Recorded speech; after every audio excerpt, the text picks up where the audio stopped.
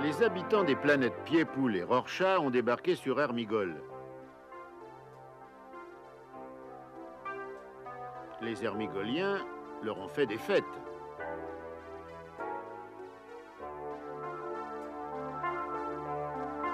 À la veillée, Rorschathiens et Pied-Pouliens racontent l'histoire de leur planète. Au tout début des temps, Pied-Poule et Rorschach étaient des planètes entièrement en fer. Vous vous imaginez?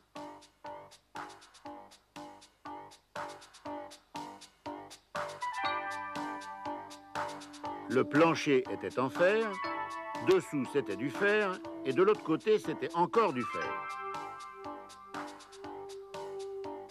C'est intéressant le fer, je ne dis pas le contraire. Pour fabriquer par exemple des clous, des tire-bouchons ou des râpes à carottes. Mais à quoi ça sert une râpe à carotte, je vous demande, quand il ne pousse aucune carotte? Les Rorschathiens, astucieux, avaient donc construit des usines en fer qui transformaient les atomes de fer en sable, en terre et différents ingrédients.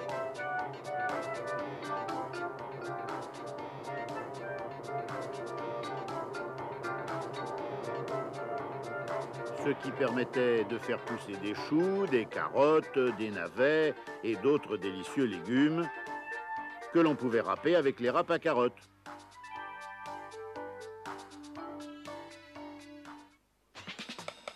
D'autres usines, astucieusement programmées, changeaient le fer en valises, chapeaux ou godasses.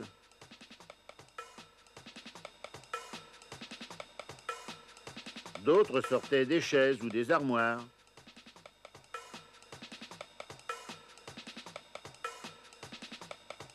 D'autres, enfin, du yaourt ou des montres suisses.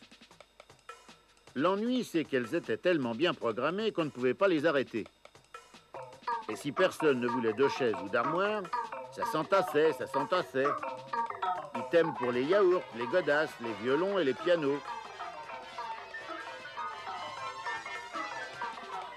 Alors, tous les ans, on faisait un grand nettoyage de la planète et tout ça tombait dans le cosmos où ça voulait. Pied-Poule faisait son ménage à l'interstice d'été, Rorschach à l'interstice d'hiver. Ah, ben voilà d'où elles venaient les pluies de météores qui tombaient sur Hermigol aux interstices d'été et d'hiver. Ça venait des planètes Pied-Poule et Rorschach.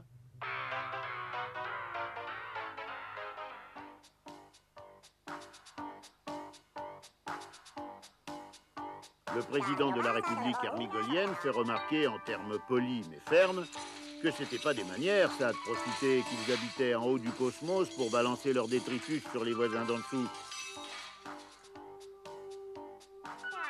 Les plénipotentiaires rorschathiens disent qu'il fallait pas trop leur en vouloir et qu'ils étaient venus justement pour essayer d'arranger tout ça. Ils étaient partisans d'installer un service régulier de fusées pour s'échanger marchandises et denrées entre Hermigol, Pied-Poule et Rorschach. Déjà, ils s'étaient entendus avec la planète aqueuse. Elle leur fournissait l'eau qui faisait cruellement défaut sur les planètes Rorschach et Pied-Poule. Contre quoi, les usines rorschathiennes et pied-pouliennes expédiaient des bateaux sur la planète aqueuse pour la plus grande joie de leurs habitants.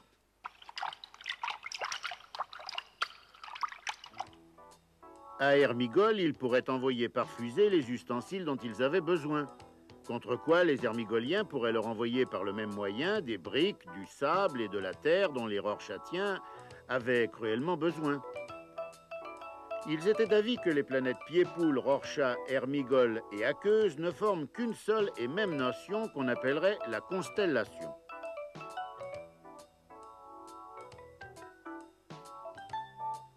Monsieur Desmaux proposa qu'on l'appelle la constellation des quatre.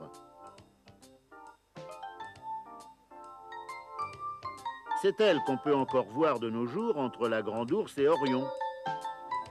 Le président et son premier ministre convinrent que tout cela était fort alléchant, mais on était en démocratie et avant de décider, il fallait demander l'avis des citoyens hermigoliens.